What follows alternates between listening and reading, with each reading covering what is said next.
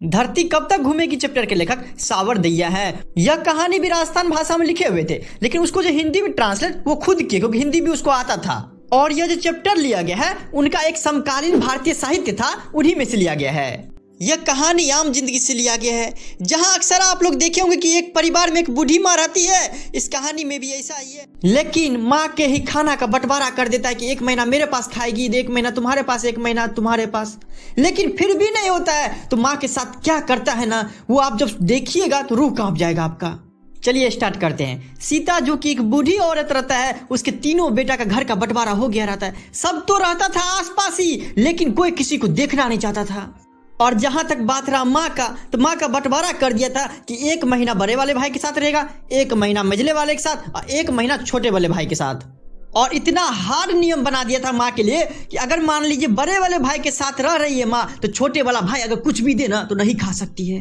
अगर छोटे वाले भाई या दूसरे भाई का बच्चा भी आ जाता है इसके घर में, तो उसके साथ ना खेल सकती है ना उसके साथ बात कर सकती है। वो इस तरीके से तीनों भाई के अंदर एक दूसरे के प्रति जलन था और कोई किसी को देखना नहीं चाहता था। चैप्टर स्टार्ट होने से पहले इस चैप्टर के लोगों से मिल लीजिए। एक है सीता जो कि मेन रोल है और एक बूढ़ी औरत रहती है। इसके 3 बेटे रहते हैं। बड़े वाले बेटा का नाम कैलाश है और उसकी पत्नी का नाम राधा, जबकि मझले वाले का नाम नारायण है और उसकी पत्नी का नाम भौरी है। और छोटा वाला का नाम बिज्जू है, लेकिन प्यार प्यार से बिरजू या बिज्जू दोनों बुलाता है उसको। और उसकी वाइफ का नाम पुष्पा है। तो एक दिन की बात है, जब वो बड़े वाले बेटे के साथ रहती थी, तो उसके बच्चा सब जो है खेल रहा था उसी के आंगन में, वो भी वहीं पे बैठी हुई थी। तो जैसे ही खेल रही थी बच्चा सब चिल्लाने लगता है, तो वो चिल्लाने लगा और साथ में खेल भी रहा था। उतने में उसकी मम्मी उधर से दौड़ी दौड़ी आई। अब बोलती है, क्या कितना दफा समझाए हैं तुमको कि वहां मत खिलाकर, गालियां सीखने के अलावा वहां पे है क्या? अगर और सब आदमी के साथ खेलेगा तो उसी की तरह होगा ना। तो उसी पे सीता जो है ना बैठ के सोचने लगती है कि देखो अब बच्चे सब चिल्ला भी नहीं सकता है, खेलने को है खेल भी नहीं सकता है। एक टाइम था जब मेरे हस्बैंड जिंदा थे, कितना अच्छा लगता था कि हम दोनों बैठे रहते थे, बच्चा सब चिल्ला चिल्ला के खेलता रहता था, एकदम अंदर से आनंदित होते थे। लेकिन अब कर भी क्या सकते हैं, छोड़ो। अब तुम ये महीना में 2-4 दिन बाकी है, उसके बाद हम दूसरा बेटा के पास चल ही जाएंगे। छोड़ो, अब क्या हम उस सब का टेंशन ले, हम बोलेंगे तो हम से लड़ाई करना शुरू कर देगी उसकी मम्मी सब। फिर क्या था, उसका कुछ बातें याद करने लगा और आंखें उनकी भीग गई और जमीन को खुरचने लगी और याद करती है कि सब कुछ तो है इस घर में, कुछ भी नहीं है, भरा पूरा तो है, बेटे हैं, बहू है, पोते पोतियां है, दोहित दोहितियां है, सब कुछ है, सब लोग हैं यहाँ पे। लेकिन और जमीन को खुरचने लगी या सोचने लगी क्या कि सब कुछ है यहाँ पे, लेकिन पता नहीं हमको इस सब घर में रहने में एकदम घुटन महसूस हो रहा है, अंदर से रहने का इच्छा नहीं हो रहा है। सब कुछ है, बहू भी है, बहुए भी है, पोते भी हैं, बेटे भी है, दोहित है, दोहितियां हैं, सब कुछ है। अरे खाने के लिए 2 वक्त की रोटी भी मिल जाता है, लेकिन रोटी के अलावा भी कुछ आदमी का जरूरत रहता है। सो नहीं है उस घर में, अपनापन नहीं लगता है। हाँ, 2 वक्त का रोटी दे देता है, हम खा के कहीं पे सो जाते हैं, बस हो गया, उससे ज्यादा कुछ नहीं।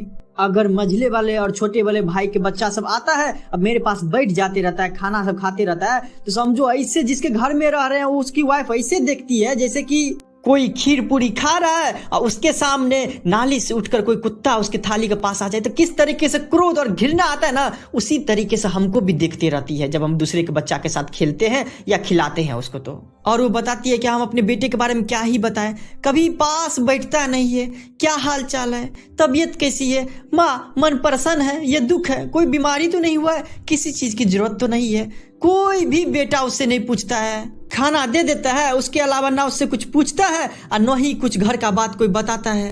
उस पे वो सोचने लगती है कि हमको चाहिए ही क्या, रोटी ये खाते हैं, रोटी हम भी खाते हैं। अरे 5-7 व्यक्ति का खाना बनेगा ना कहीं पे, एक व्यक्ति का वैसे भी खाना निकल ही जाता है, वही खाना हमको दे देता है। हम तो रोज ही नहीं बोलते कि हमको नया नया पकवान बना के दो, नहीं बोलते। जो रूखा सूखा देता है खाता है वही हमको दे देता है। यहाँ तक कि अगर हमको रूखा सूखा भी अब देगा ना और वो पकवान खाएगा ना, तो उस पर भी हम कुछ नहीं बोल सकते हैं। सीता याद करती है वो दिन कितना बुरा था जब बड़े वाले लड़के कैलाश ने सुबह चाय पीते समय नारायण और बिज्जू को बुलाकर कहा कि माँ को रखने का ठेका सिर्फ हम लिए हैं, तुम लोग क्या कर रहे हो, तुम लोग का फर्ज क्या है, घर में तो हिस्सा तीनों ने लिया है, तो माँ को रखो तीनों। तो मझले वाले बेटा बोले कि ठीक है, आप जैसा कहेंगे वैसा ही कर लेंगे हम। लेकिन जो छोटा वाला बेटा था बिज्जू, वो हमेशा चुपचाप रहता था। तो उस दिन वो चुपचाप देखता रहा कि कौन क्या कह रहा है, बस हो गया, उससे ज्यादा ना कुछ बोला ना कुछ एडवाइस दिया। और उसकी माँ सीता वो करती तो करती भी क्या, अंदर से बहुत दुख था। सिर्फ एक ही बात सोचती थी कि एक माँ 3 बेटे 2 वक्त की रोटी, 3 बेटे 2 वक्त की रोटी, एक माँ 3 वक्त की रोटी, रोटी रोटी एक माँ। मतलब वो अपने आप को इस तरीके सोच रहा था और देख रहा था सबका कि एक माँ है, 3 बेटे हैं और 1 वक्त की रोटी तो है। हमने तो पाल पोस कर इसको इतना बड़ा कर दिए, लेकिन आज देखो हम एक अकेला है, 3 बेटा है और 2 वक्त की रोटी का सवाल है, लेकिन उसमें भी देखो ये सब कैसे कर रहा है। फिर अंत में एक फैसला हुआ कि तीनों जने बारी बारी से 1-1 महीना माँ के साथ रहेंगे और माँ को खाना देंगे, बस हो गया। तीनों बेटा में से एक भी बेटा ने पूछा कि माँ तुम्हारा राय क्या है, किसके साथ रहोगी किसके साथ नहीं, कोई भी नहीं। बस उसको बताया गया कि तुम 1 महीना उसके साथ रहोगी, 1 महीना उसके साथ, 1 महीना उसके साथ। तो वो सोचने लगती कि आज अगर मेरे पति जिंदा रहते ना, आज हमको ये दिन नहीं देखना रहता, कुछ ना कुछ तो कमा के वो हमको खिला सकते हैं। आज हम 1 महीना उसके पास नहीं रहते, फिर घर चेंज करके दूसरे के पास नहीं जाते, ऐसा कभी नहीं होता। लेकिन आज इस दुनिया में नहीं है वो। उसके बाद एक और कहानी वो बताती है कि वो टाइम था, फागुन के दिन था, 3-4 दिन बाद होली आने ही वाला था। उसके बाद वो तय हुआ था कि माँ ना बारी बारी से जो है सबके साथ रहेगी। नाहर सिंह जी वाले दिन था, उस टाइम उसको खाना खाते वक्त ना उसकी कन्या जो लापसी ला के दिया, जो कि बहुत फीका था जो उसको दिया हुआ था। और जब खाना खा रही थी उस टाइम में जो खाना दिया हुआ था ना अटक रहा था, उसमें अच्छा से सीझा नहीं था, वही खाना उसको दे दिया था। यहाँ पे 2 चीज समझ लीजिए कि नाहर सिंह वाले दिन मतलब क्या, पहले जो एक राजा नाहर सिंह रहा करता था, जो कि भारत के प्रथम स्वतंत्रता संग्राम था ना उसका नायक था, लेकिन अंग्रेज के द्वारा उसको फांसी दे दिया गया था। तो फांसी जो दिया था ना उसी के याद में फांसी वाले दिन को बलिदान दिवस के रूप में वो सब मनाता है।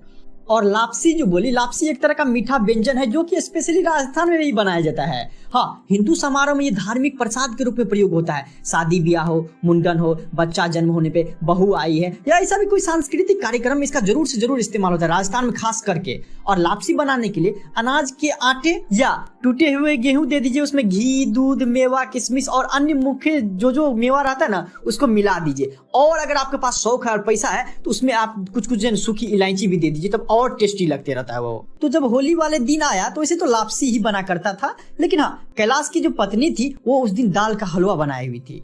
और जब वो हमको दिन खाने के लिए तो बोल रही थी क्या, दाल का हलवा आप ही के लिए बना है माँ जी, खूब पेट भर के खा लीजिए, पता नहीं वहां पे आपको मिलेगा कि नहीं मिलेगा। वो सोचने लगी कि दाल का हलवा दो या सूखी रोटी दो, दोनों तो हमको बराबर ही लग रहा है। प्यार से अगर सूखी रोटी भी दे देती ना तो आराम से हम खा लेते। और बच्चा सभी कहने लगा, दादी माँ दादी माँ दादी माँ, आप ना कल से जो नारायण चाचा के हिस्सा में खाया करेंगे ना, दादी माँ आप क्या सचमुच वहीं पे खाना खाएंगे, हम लोग के पास नहीं आइएगा। वो तो कुछ जवाब नहीं दे पाई, लेकिन हाँ बच्चा सबके हिस्सा में आती थी ना माँ, जैसे कि बिरजू के हिस्सा में चले गया या मझले वाले बेटा के हिस्सा में, तो उसका जो बच्चा सब रहता तो बहुत खुश हुआ कि दादी आज से हमारे यहाँ आ रही है, दादी आज से हमारे यहाँ आ रही है। जबकि उसके उल्टा उसका जो बेटा था और उसकी जो बहू रहती थी वो आपको दुख हो जाता था उस लोग को।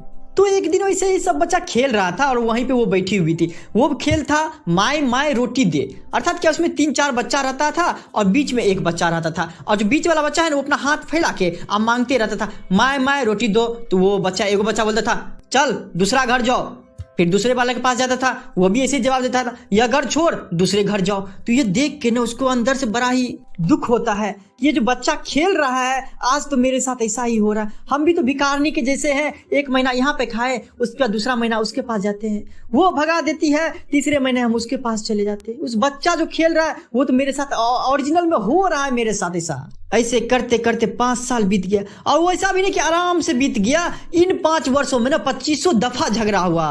तो एक दिन की बात है, छोटे वाले बेटे बिज्जू के साथ हम रह रहे थे, उस टाइम उसी के हिस्सा में थे। तो नारायण जो है मझले वाला बेटा, उसकी पत्नी भवरी जो है उसके लड़के का जन्मदिन था, तो हमको कटोरी में ना रसमलाई भेज दी थी। थोड़ा सा तो वो मुंह में ली थी, उतने में छोटे वाला बेटा की जो पत्नी पुष्पा थी वो बोल उठी, अच्छा रसमलाई भेजी है क्या, तुम्हारे हिस्से में थी तब तो रूखी रोटी देती थी, आज मेरे हिस्सा में आई है तो अपना अमीरी दिखा रही है। ओहो, मेरा जैसा सामर्थ्य होगा ना हम खुद खिलाएंगे, और जब मेरे हिस्सा में रहेगी ना माँ तो तुम लोग ना अपना माल अपने पास रखा करो। उसको ने एक और कहानी याद आ जाता, जब वो मझले वाले बेटे के साथ था और एक दिन हुआ क्या, बड़े वाले बेटे की जो कन्या थी राधा उसको बुखार आ गया था, और कैलाश भी घर पे नहीं था, उसका पति जो उसको खाना वाना बनाता। तो ये जो है ना उस घर से निकल के और बड़े वाले बेटे के यहाँ चली गई, और क्या क्या 2-3 दिन ना खाना बना के उसके बच्चे सबको खिला दिया। लो अब थी तो नारायण के साथ मझले वाले के साथ, लेकिन तबीयत खराब हुआ बरका के पत्नी का, तो उसके यहाँ चली गई थी खाना बनाने के लिए। अब एक दिन हुआ क्या कि उस दोनों के बीच झगड़ा हुआ था बच्चा को लेके, तो बड़े वाले बेटे की कन्या कहती है क्या कि माँ भी तो वहीं पे थी ना, कि बच्चा किसके साथ लड़ा हुआ, पूछ लीजिए माँ से। उतने में ही मझली वाली जो थी वो बोलती है क्या, अरे उनसे क्या पूछे, हम पूछ लिए उनसे, समझा ना। हाँ, वो तो गुलामी करता है, रहता है मेरे हिस्सा में, लेकिन खाना बनाना जाता है तुम्हारे हिस्सा में, तो वो क्या बोलेगा, हम उससे पूछ लिए, हम जानते तुम्हारा बेटा ही लड़ाई झगड़ा किया होगा। उसी टाइम वो सोच के उसका आंखें भर आई कि उनके लड़ाई के बीच में इसको हमेशा घसीट लेते रहता था, इसको नाम फंसा देते रहता था। वो सोचती है मरना भी तो मेरे हाथ में नहीं है, नहीं तो अभी ही मर जाते। वो तो भगवान जितना सांसें लिखा हुआ है उतना तो हमको जिंदा रहना पड़ेगा, हम कर भी क्या सकते हैं। अरे ये लोग तो सुबह शाम गाय कुत्ता को भी रोटी देता है, लेकिन जब मेरी बारी आता है तो पता नहीं इस लोग को क्या हो जाता है क्या नहीं। एक दिन तो हद ही पार हो गया। बड़े वाला बेटा जो कैलाश है वो आपको बुलाया और बोला क्या कि यह बात अच्छी नहीं लगती कि माँ 1 महीना इधर रहेगी 1 महीना उधर रहेगी, लुढ़क के इधर जाएगी उधर जाएगी, ऐसा मत करो। तीनों अब बेटा जो है वो आपको 50-50 रुपया दो, अब माँ को 150 रुपया होगा, और 150 रुपया बहुत है। अरे चाय का बात रहा तो चाय पीने के लिए किसी के पास चली जाएगी। उस पे मजरे वाला बेटा जो नारायण था वो भी बोल दिया कि जैसा आपकी मर्जी, मुझे तो मंजूर है। वैसे तो बिज्जू छोटा वाला है, हमेशा चुप रहता है, लेकिन उस दिन वो भी बोला कि इधर उधर उड़कने से तो अच्छा है, अपनी जगह पर ही तो रहेगी। लेकिन छोटा वाला बेटा एक बार बोला कि एक बार माँ से तो पूछ लेते हैं, लेकिन बोला क्या अब क्या माँ किसी काम के लिए अब ना थोड़े न कहेगी, अपने लोग के बीच की बात है, अपने लोग सलटा लेंगे। जब सीता ने यह बात सुना तो वो कुछ नहीं बोली, बारी बारी से तीनों बेटे की ओर निहारने लगी। उसकी आंखों के सामने अंधेरा छा गया था, मगर रोने की आवाज होठों तक नहीं आ रही थी। हृदय का एक टुकड़ा रो रहा था, लेकिन उसके भीतर आंसुओं का समंदर भर रहा था। सबके जाने के बाद सीता सोचने लगती है कि यहाँ भी रोटी खाते हैं, कोई मुफ्त का तो नहीं खाते हैं, इनके बच्चे का देखभाल करते हैं, और जैसे जन्म बन पड़ता है हमसे 2-4 बर्तन भी साफ कर देते हैं। अरे हम तो ऐसे नहीं खाली बैठे रहते हैं। ऐसा लग रहा है कि ये जो 50-50 रुपया दे रहा है हमको मजदूरी के लिए दे रहा है, अब मुझे मजदूरी ही करनी है तो हम कहीं और कर लेंगे। दुनिया तो इतना बड़ा हुआ है, हाँ दुनिया में काम का तो कोई कमी नहीं। अच्छा कोई काम नहीं होगा तो किसी के घर में जाकर बर्तन वर्तन तो साफ कर सकते। अरे बात है रोटी का, तो रोटी तो कोई भी खिला देगा हमको। अगले ही सुबह सीता ने 2-4 कपड़ा ली अपना और गठरी बांध ली, और ज्यादा अंधेरा भी नहीं हुआ था और सुबह भी नहीं हुआ था। उसी टाइम वो घर से निकल गई। इस समय उसकी आंखों के आगे न तो अंधेरा था, न ही उसे धरती और आकाश के बीच घुटन पैदा हो रहा था। आज आकाश अनंत था, धरती बहुत ही बड़ी थी, वो रास्ता भी बहुत चौड़ा था जिस पर वो रवाना हुई थी, और सबसे बड़ी बात यह थी कि उसके चारों ओर खुली हवा थी और निकल गई। पूरा का पूरा चैप्टर खत्म हो जाता है। धन्यवाद।